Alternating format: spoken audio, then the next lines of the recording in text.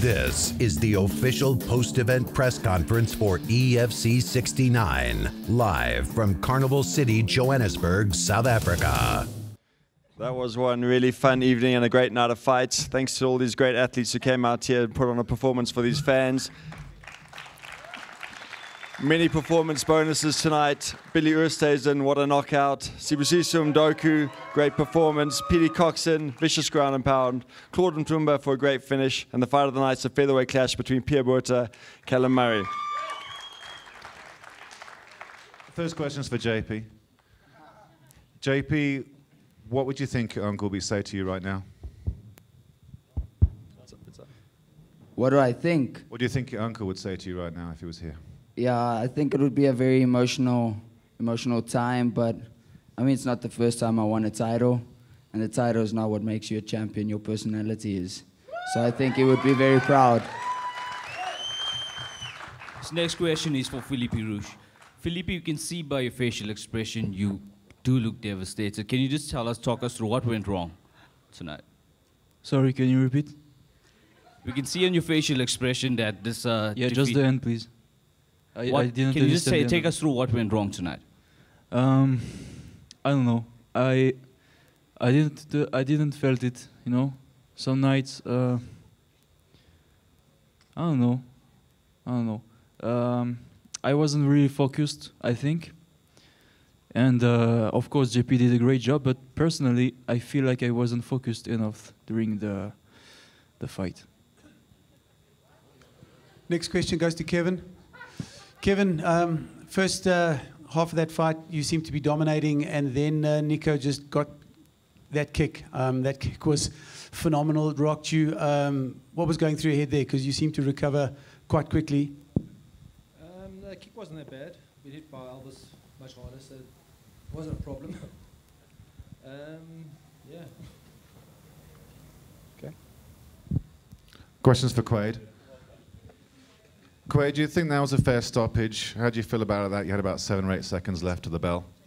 Yeah, it's fair. No, look, Ibra was the better man on the night. He tagged me hard in like the first 10 seconds, and then I was like, look, let me just go in there and go crazy, go give him what he's giving me. But yeah, no, I had fun. Well done to Ibra. And yeah, good stoppage. Ref looks after you, and like, I can't complain. Eh? Next question goes to Jason. Jason, you took this fight on very, very short notice. Looking back on the fight now, did you think it was a good decision to take this fight? It just seemed at the beginning of the fight that Trezeguet was playing, and then he decided to just up the ante and then finish the fight quickly. Firstly, obviously first contacted my team before we took the fight. I've got a good support structure around me, my wife at home, my family, my team members. So as soon as I got the team's go ahead, we were keen for it. We knew that it was a big fight, but it definitely was a winnable fight. I think I can speak on my own behalf when I say I did have him in a bit of trouble. That armbar was on pretty tight. I was more than happy to stand and exchange with him. So it just didn't come together on the night. I did take it on 48 hours notice, and we just learn from it and get better and jump on the next one. This next question is for Anisen Kanyeva. Anisen, your original opponent supposed to be Luke Michael tonight, who pulled out due to weight issues. Would you still want a rematch, maybe at Sabaya Casino? Thank you for your question. Yeah, there's no use to fight Luke Michael because I got 8 wins, he got 7 fights, he got 4 wins and 3 losses. All my win is all his fights. And then there's no use for me to fight him. I need to step out because I win 4 on the row. If you want to fight me, you must fight fat people because he can't make his weight. A question for Ibrahim Monet. You said you're ready to challenge for the title. Do you want to challenge at welterweight or middleweight?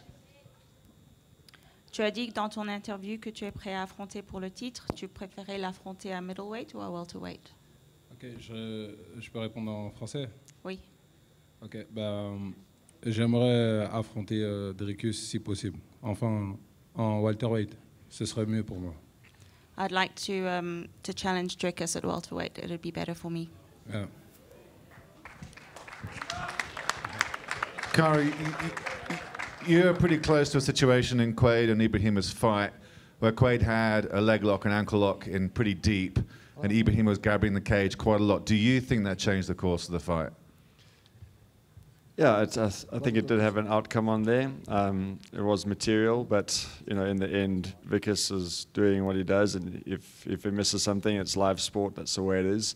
He's doing the best job that he can, and in the end, yeah, it happens. You know, that stuff like that happens in a fight. Next question is for Callum.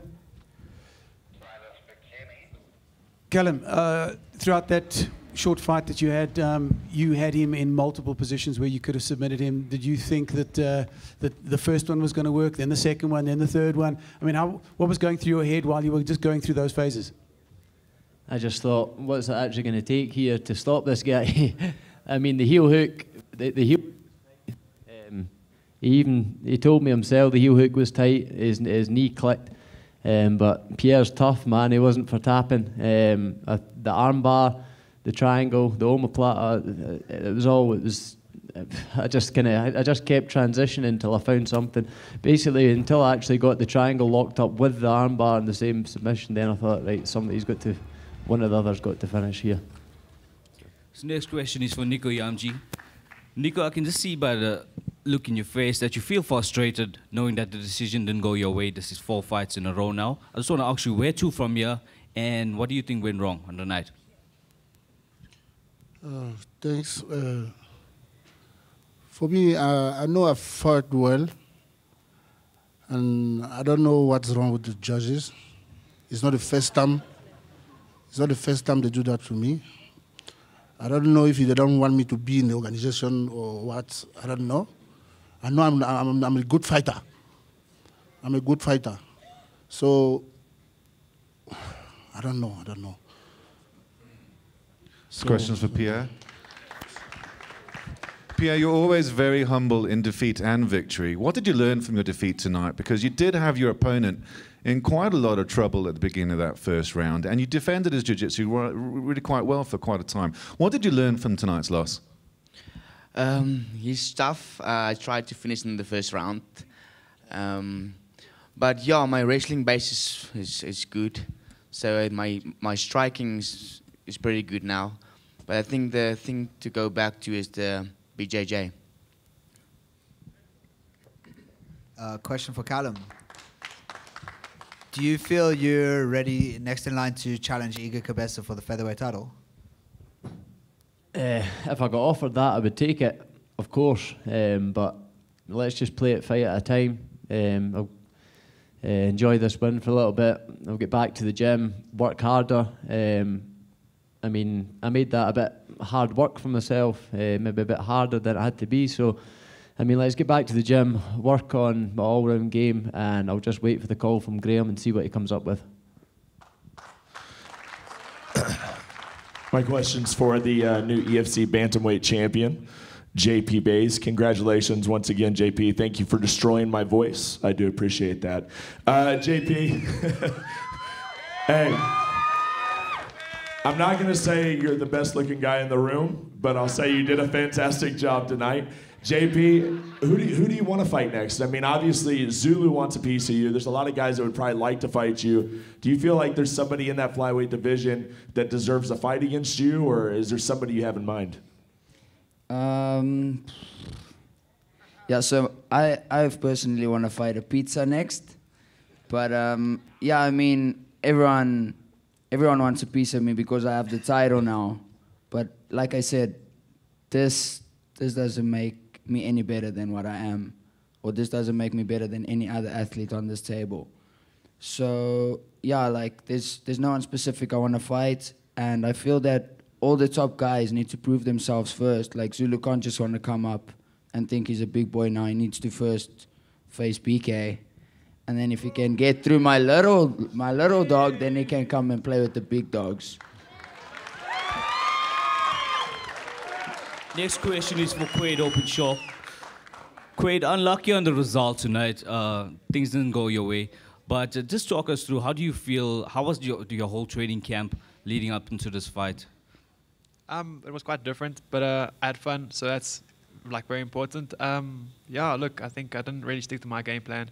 When he hit me the first time, I kind of like changed everything, and I wanted to like knock him out immediately.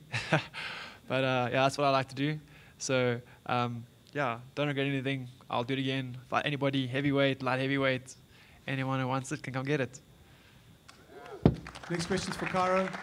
Caro, looking back on EFC 69, a couple of late withdrawals obviously adds to a little bit of frustration when it comes to putting a promotion together. Yes, we know it's all fighting and it's combat sports, but the late withdrawals really sort of put a spanner in the works of putting together a slick sort of promotion tonight. For sure. You know, you get these cards, some events run smoothly and we don't have any changes.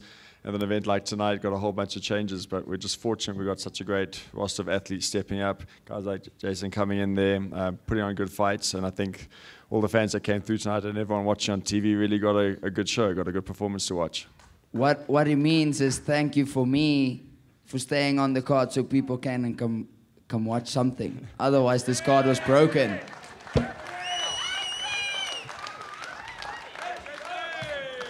Last question for Kara. What can we look forward to at EFC 70? Oh, we've got so many great fights already lined up there. Obviously, there's the title fight between Lino and Zoak. Also to announce is Brumley versus Jackie, Danshell Mudley versus Josemar Octavio, Sizwe Nakati versus Rudy Roots, and Tabani versus Ivan Stratum. That's it for tonight. See you all at EFC 70 in Sabaya, Durban, 26th of May. Good night.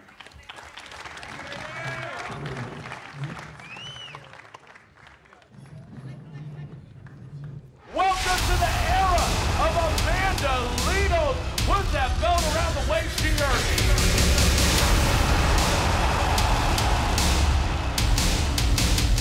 Amanda Lino is our first ever women's champion.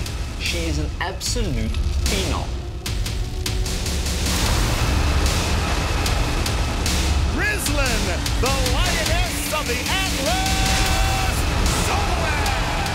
Rislin Zoak is an entire weight division above Amanda Lino and called her out. And Amanda said, you know what? Let's do this. On Saturday, 26 May, South Africa's Mad Dog meets the Lioness from Morocco for the Women's Bantamweight Championship of the World. EFC 70, Sabaya, Durban. Tickets and broadcast information at efcworldwide.com. EFC 69, proudly brought to you by Keith Ho Bet Exchange in association with Samsung, the official mobile partner of the EFC. Restonic Mattresses, handcrafted mattresses since 1938. Dragon Energy, the exclusive energy drink of the Extreme Fighting Championship. RDG, Rex, Dip, and Gearbox, proudly bringing you the Hexagon Girls. Constantia Insurance, insurance made personal. Aquavita Mineral Water, pure hygienic mineral water. Adidas, the global leader in combat sports equipment and apparel. Beer Mix, the official beer of the EFC. Capital Corporate, hotels and apartments, good for business. And Sun International, with special thanks to the following partners: